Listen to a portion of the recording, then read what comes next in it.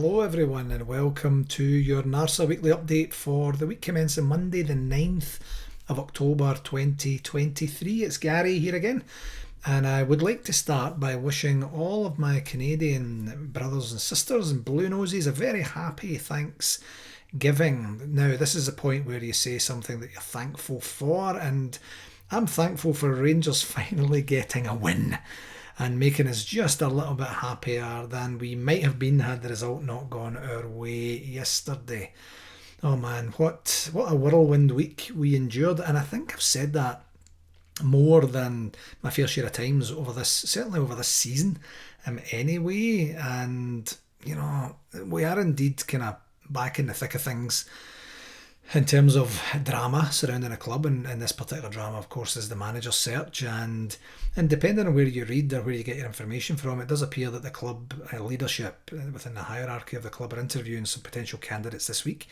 And depending on how those go, I imagine we'll be in at the very least, a more educated place. But as the international break progresses, to see where we're going to be in terms of the actual search. I was chatting with a pal of mine, a colleague pal of mine earlier today, who was asking who I thought my pick would be, and I said, in my living memory, and maybe I'd have to go back a wee bit more, or I don't know that I cared too much about that sort of stuff when I was younger, but I'd said this is the first time that I think I can remember that there's just no preferred candidate for me. You know, truly, there's not. I honestly can't think of anyone that I know, you know, not personally, of course, who would get me even moderately excited, and that seems to be a little bit of the vibe within the Rangers support as well. I then went on to say to him, as long as it isn't McInnes, because I just can't fathom that fella being in the hot seat for us at all. I don't mean to start on a negative, but I would really, really prefer it if it wasn't him. When he was supposed to come last time from Aberdeen, it wasn't my preferred candidate, but I started to get kind of used to the idea of saying, right, you know what, this guy knows how to win games domestically, and that's what we need to start doing, because the rest of it doesn't matter if we don't win domestically. But then when all that whole mess was ensued of him essentially just bottling out of it at the last minute and saying, I'm not going to go, he doesn't deserve another chance, in my opinion. Different if he said, look, I just can't make it, it's not the right time for me and my family or my career or whatever, but to just at the last minute pull the pin, not cool. That's not the Rangers way at all. So yeah, other than that, but someone was saying on the weekend, I can't remember who it was, maybe it was Brian Campbell, I can't remember, that the St Mirren manager Stephen Robinson was a potential candidate, or certainly being talked about domestically as one of the potential candidates. And you know, and I think that for me there's a couple of things, you know, or maybe three, I guess. We know him, that's a thing. Two, he knows us. And three, he knows the domestic game, and it might be an easier transition as a result of that. Does it get us excited? Nope, not really. Does it give us someone in place who can kind of, you know, as seamlessly as possible transition in without having to look for a house and for a school for his kids and all that sort of thing? Possibly. I don't know if that's a big factor or not. The other ones that are seriously in the frame, you'll know this by now anyway, is the Belgian Philippe Clement, Kevin Muscat, who's over in Japan right now, and is it Oliver Glasner? I'm not exactly sure how to pronounce that last name, but that was a fellow who was in charge of Eintracht Frankfurt when they beat us in the Europa League final last year as well. Don't know how true those things are or not, but I don't know. It was confirmed by the club last week that Frank Lampard is ruled out of the running again, which I thought was interesting. For anybody who listened last week, you'll have seen what I'd said about, or sorry, not seen, of course, you'd have heard what I said excuse me, about Frank Lampard. And you know, he didn't get a good ride of it in either of the Premiership jobs that he had down south there. Just the clubs were a mess. I don't think Rangers are in that position. We're not where we want to be right now, but it might have been a wee bit different to see him come in a bit of a more stable environment. But I don't know if Rangers ruled him out of the running or he ruled himself out of the running, but he's history as far as that goes. It's a bit of a strange one for me, because when Gio came in a couple of years ago, that was exciting because we know him and we know his pedigree and he knows us, and there was just that affinity already there. And honestly, it was the same for Michael Beale When he came in, he knew, as we had talked about before, he was the brains behind the Gerrard era and stuff. That's obviously proven not to be the case. But then when you've got affinity, when you've got history and background, and you're actually supportive of the person, 11 months and 10 months respectively is what both of them lasted. So I don't know. I don't envy the club, let me just say that. There might be potentially a wee surprise in the offing, but quite honestly, after the past 2 years, I have no real expectations that the board can get this right now. And that's just not a lack of confidence in them as people, or their want or need to get this right, or the passion for the club or anything. It's just historical information and evidence. They haven't got it right this past 2 appointments, and third time's a charm. Maybe it is. They do need help and support from professionals who do this type and style of recruitment. I can't imagine in the football industry there isn't like an executive recruitment organisation that says, right, listen, what is it you're looking for? What do you need? Give us some of the the nuances of your club, where you're at right now, what you need in the short, medium and long term, and then maybe go in a wee bit more of a science-based approach rather than sort of recognition of the person or some sort of heart-based approach, something like that. It was mentioned on the Heart and Hand Daily Update today that the club are consulting with football people. That would be in inverted commas football people, with Graham Souness, my good friend, being one of them. So hopefully that means that we might have a wee bit more of an appropriate appointment as we go forward. And even if it's something, we need to stabilise things. We need to get things organised for the next 2 years, 3 years, something like that. And we're not asking for a marriage to last forever or anything, but just something that would get us on an even footing, get us winning domestic games again, get us competing for domestic cups, and hopefully represent ourselves properly in Europe. I mean, that's a kind of short-term thing that I would be looking at, and then we could just build on that from there with some sort of succession planning or something like that. What do I know? I'm just sitting here in Leo's bedroom recording a podcast on a Monday. What's this, Monday afternoon? It's a wee bit earlier today. It's definitely not an easy thing to do, folks, and for anyone who's recruited anyone in the past, you know how difficult it is. I was actually saying to someone in my work last week there that recruiting someone is like going to, over here we say Home Depot, but back home it'd be B&Q or something like that, where you go there, you're looking for paint for the living room or whatever it is, you see an inch square of a colour, you're like, that's the colour I need. You take it home, you paint the wall, the missus comes in and goes, what the hell is this? And you go, that's what you asked for, sweetheart. And she's like, that's not what I want, get that changed. That's the sort of, like, you're just getting such a small purview into the person, into their ability to connect, into their ability to get results, and their ability to rally the troops and things like that as well. So it's not an easy job for someone, but it's not an absolute disaster of a job either. So hopefully we get the right person in at the right time. Here's some fun facts before I get to the game segment. You can tell I'm trying to delay the game segment, can't you? Is that among permanent Rangers managers, not the folks that have kind of filled in, and as I think I mentioned last week, I think Michael Beale was the 18th permanent manager, but among the permanent managers, only Pedro Caixinha and Paul Le Guen had shorter reigns at the club than Michael Beale. And then hot on the heels of Michael Beale would have been Giovanni van Bronckhorst. So this is all within our lifetime, folks, and the Caixinha one is within this current generation. Le Guen obviously a wee bit earlier than that, but look how that worked out for us when Walter came back. So yeah, I don't know how it's going to go, but it's exciting times, and we'll see how things pan out over the next wee while. Game segment for this week. 2 games this past week. One was good, and the other not so much, as in, once again, an unmitigated disaster. And unfortunately this week we need to start with the disastrous one, and that was Thursday's 2-1 away defeat to Aris Limassol. I got a text from a guy over here after the game saying, and I won't say exactly what he said, but he's, what the F is an Aris Limassol, when he's seen the result. And I was like, yeah, exactly. And that was in our second group game in the Europa League, of course. And there was already a real cloud over the entire club heading into the game, and unfortunately the squad didn't do a single thing. In fact, actually, I think we went backwards in that game to lift the mood in any way whatsoever. The whole entire game was just a disaster, wasn't it? And I tried to refresh myself today with the highlights, and the highlights were just as bad as well. So I laugh out of sheer frustration, and if I didn't laugh, what else would I do? Positives, there weren't many at all, were there? I think The only positives that I could think of would be Nico Raskin coming back, Abdullah Sima getting yet another goal. This guy's a goal machine for us right now. Ross McCausland getting some game time, which bode well for the game yesterday, and the new third kit. I thought the kit was pretty snazzy on the players as well. So other than that, I have to get to the negatives now.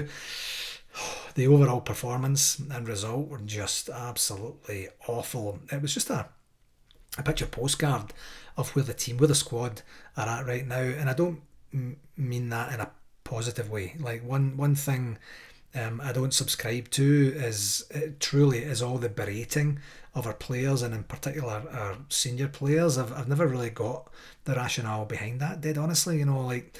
Did the old guard have a bad game? Yes, of course they had a bad game. Did the old guard make some mistakes that they're becoming renowned for right now? Yes, absolutely. They did. Are the old guard better than who their potential replacements from the squad would be? I don't know. That's kind of debatable, isn't it? So, yes, we have a ton of injuries and not a lot of stability in certain areas of the team, but based on current availability, I mean, who would be better than Tav at right back, especially after yesterday? It's almost like he has a dip and then he has one of those games. I'm not saying he was exceptional yesterday, but the two goals, that's what we'll remember, especially the second one. Holy moly.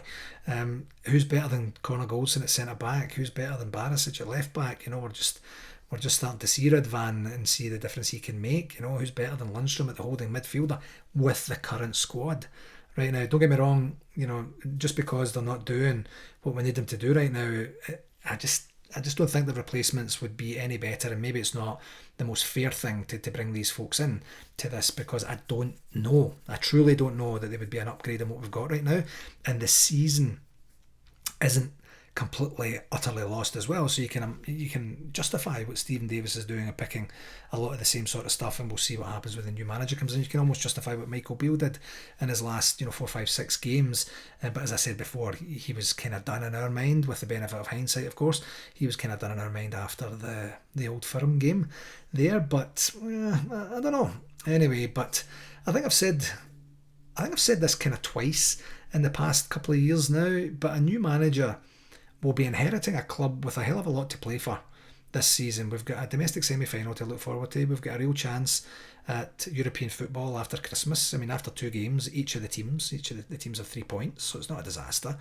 We're still in with a chance of the domestic lead. I wouldn't have said that if yesterday's result hadn't gone the way that it had, of course.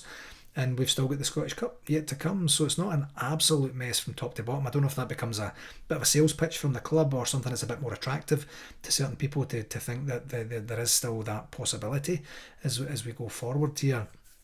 We're just not as good as we want to be right now. I think that's really the truest statement, and hopefully the appointment of a new manager will bring an actual football philosophy, some personality, some passion, some affinity, with the team, with the staff, and of course that whole thing manifests itself into better times ahead. Anyway, that's my negatives. I don't know that we have anything better there right now. In terms of stats from this particular game, 67% possession we had, and both teams had 8 shots on target. 8 shots on goal, four shots on target apiece. I felt their shots, or their chances, were better than ours, quite honestly. But the result is the result. On the referee watch, I don't even remember this guy. I think he booked 3 of their players, 2 of our players, so he'll get the standard 7 out of 10. There's no point in belabouring this game anymore. Our second game, of course, was yesterday's 3-0 away win in the most beautiful town in Europe. I don't even know if I'm allowed to say Europe anymore after Brexit, but let's just say that anyway, and that's, for everyone who knows, Paisley. And I have to be dead honest, I thought St Mirren were going to come out the traps absolutely flying and really have a go at us, but it just didn't transpire like that, did it? In the first half was very, very comfortable for us, and of course we went ahead from a James Tavernier penalty after the handball and red card for the St Mirren player, and we had a couple of chances in the first half to extend the lead. The goalie had 2 brilliant saves actually, but and fair play to him for that. So 1-0 at half time. I don't know, I was kind of ambivalent to the whole thing. I wasn't getting 2 up or 2 down because of the way things have went over the last wee while, but I wasn't feeling in a whole bunch of danger at half time, and I thought the second half was quite routine. And when you go away to a team who are higher in the league than you are, despite it doesn't matter where in the season you're at, who are unbeaten domestically, and probably for this game who are classed as the favourites, you're kind of expecting a wee bit more from them, aren't you? I was anyway, and I was expecting kind of like a Kilmarnock away or Hibs away type of performance. But like with the benefit of hindsight, seeing how the game panned out, I kind of think they bottled it a wee bit. And I think it was Brian said yesterday, well, Stephen Robinson was doing that just because he doesn't want to be too far behind when he takes over. And hey, by the way, you never know, stranger things have happened. I don't know. Positives, the result of the game for sure. The 2 goals from James Tavernier, especially the second one, as I mentioned earlier there, was an absolute peach. His first shot looked decent enough, got blocked, and the second one, a rocket from just inside the box. The move and finish for Seema's goal I thought was great. Another goal for Seema. I think, is that 10 goals for the season, 8 goals domestically, something like that he's got. I mean, that's a good find for a guy that sometimes looks like he's never played football in his life, like with the gangly legs and the ball going out and all that sort of thing. It's a fantastic return, so good for him. The control and composure and I guess we could call it game management from the entire squad, everybody who made it onto the pitch. I thought that was terrific. And the fact that St Mirren didn't register a single shot on target in the entire game is telling as well. Zach Lovelace was brilliant when he was on, and then until unfortunately had to go off. And I have to say, I watched the replay of that, I don't know, half a dozen times, however many times it was put on Rangers TV, and I still can't exactly see what happened. How he ended up damaging his hamstring. I thought it might have been a dead leg or something like that. I'm not a medical professional, of course, but it just seemed like an odd one, and hopefully he's not out for too long. And then, of course, once again, Ross McCausland getting some more game time, and he acquitted himself very well in the game as well. Negatives from the actual game, there weren't really any. Honestly, it was a clinical effort. It was efficient, and it's just a hell of a shame that the club is in the position that we're in right now and searching for what will be our 4th manager in less than 2 years. That kind of just sums it all up, really, doesn't it? In terms of statistics, 69% possession. We had 10 shots on goal, 8 on target. They had 1 shot on goal, 0 on target, as I mentioned. I mean, that's dominating, really, it truly is. On the referee watch, Nick Walsh, I think at the time I was kind of surprised when he came over. When he looked at it, it was a definite penalty, you could see that. But when the red card accompanied the penalty, I was kind of like, well, that's odd. I think he's done us a wee bit of a favour there. I certainly wasn't complaining. But yeah, in hindsight, he was absolutely following the letter of the law, so there was no qualms about that. I know the player was a bit disjointed, and so was the manager as well, but that's just the rules, gents, and just have to get over that. Overall, we did well enough, and Nick Walsh did well enough, I should say, and I'm actually going to give him an 8 out of 10 for actually educating us and saying this is actually the rules. If it's a handball in the box that denies a clear goal scoring opportunity, it's a penalty and a red card. Here you go, disappear. So he gets an 8 for that one. In terms of games for this week, none this week, and I have to say, kind of thank goodness for that. A wee bit puffed out with Rangers right now. So as we reach the second international break, this one really couldn't come quickly enough after what had happened in between the last, actually from before the last international break to now. Just with the roller coaster up and downness of our season thus far. So no domestic games for Rangers this week, and that's okay. For Rangers TV, we'll try and do, I actually said this in the last break as well, didn't I? We'll try and get all the RTV questions done and dusted and answered as we go forward. In terms of shout-outs, I actually don't have any for this week. Actually, none that were provided that were absolutely Rangers related, but I do and I did want to pass out our NARSA's sincere condolences at the passing of Sir Alex Ferguson's wife, Lady Cathy, and she'd passed away last week there. I didn't even know she was ill, I have to say, and I know how much of a rock, how much of a foundation that she's been for him through his entire career. I don't think if it was for that stability at home that he would have been able to dedicate himself and accomplish as much as he accomplished in his career as well. So it's very sad. Leo and I watched I don't know if you've seen the David Beckham documentary on Netflix that came out just last week there, and we watched that. I thought it was brilliantly done, and it was great to see a whole bunch of stuff. Some of it I'd forgotten that he'd played with PSG at the end of his career, and I was a Beckham fan, and But a whole bunch of stuff. Good to see some of the behind the scenes stuff as well, some of the stuff that he put up with as well. But then when Sir Alex came onto the screen, I was looking at him like, oh boy, man, he's getting up there in years and stuff like that now as well, and noticed that a wee bit at Walter's funeral last year, but a couple of years ago, I guess now. But yeah, it was good, So I mean, I guess if everyone gets older, that's the thing. But anyway, on behalf of everyone at NARSA, I'd just like to pass on our sincere condolences to Sir Alex and his family and friends as well. In terms of the convention update, of course, there's no countdown for NARSA 2024 and not a real whole bunch of progress to report on the 2025 effort. I think I'd mentioned last week that the folks that we dealt with Experience Kissimmee and with the club as well, just by fluke, happened to be out of town.